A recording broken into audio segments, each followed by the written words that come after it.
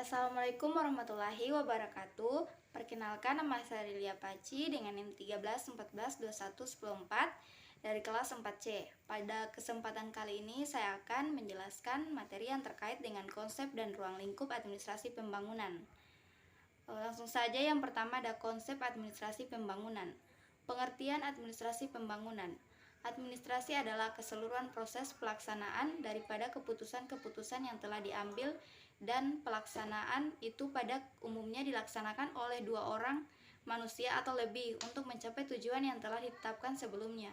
Sedangkan menurut Alexander tahun 1994, pembangunan atau development adalah proses perubahan yang mencakup seluruh sistem sosial seperti politik, ekonomi, infrastruktur, pertahanan, pendidikan dan teknologi, serta kelembagaan dan budaya.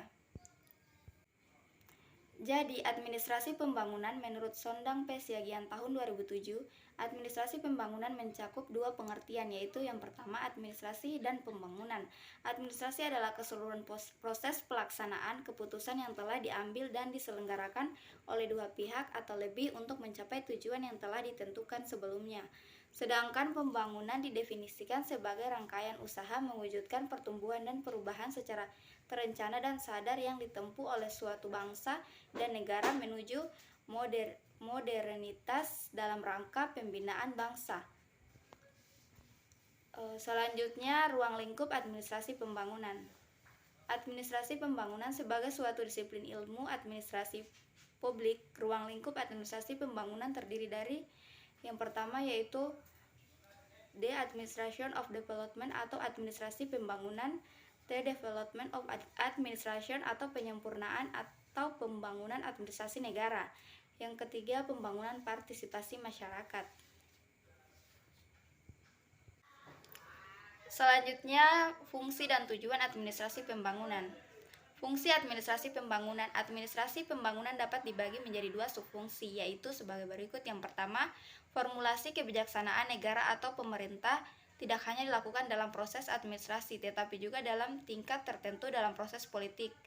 Yang kedua, pelaksanaan dari kebijaksanaan program dilaksanakan secara efektif. Untuk melakukannya, administrator memerlukan penyusunan instrumen yang baik. Selanjutnya ada tujuan administrasi pembangunan.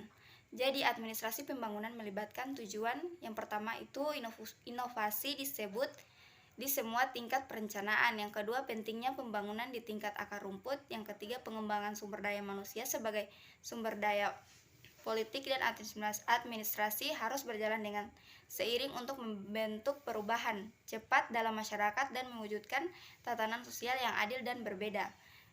Yang kelima, kebebasan mesin administrasi untuk mengekspresikan pelaksanaan untuk penggunaan sumber daya alam yang paling efektif dan efisien. Selanjutnya yaitu sejarah ilmu administrasi pembangunan.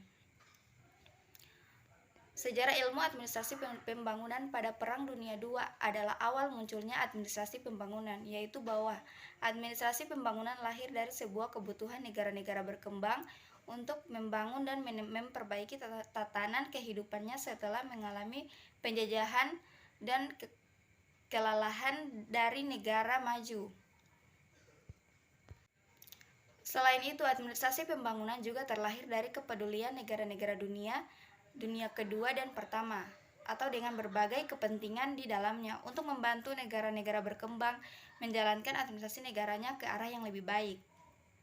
Baik, sekian presentasi dari saya. Mohon maaf bila salah kata. Terima kasih atas perhatiannya. Wabillahi taufiq wal hidayah. Wassalamualaikum warahmatullahi wabarakatuh.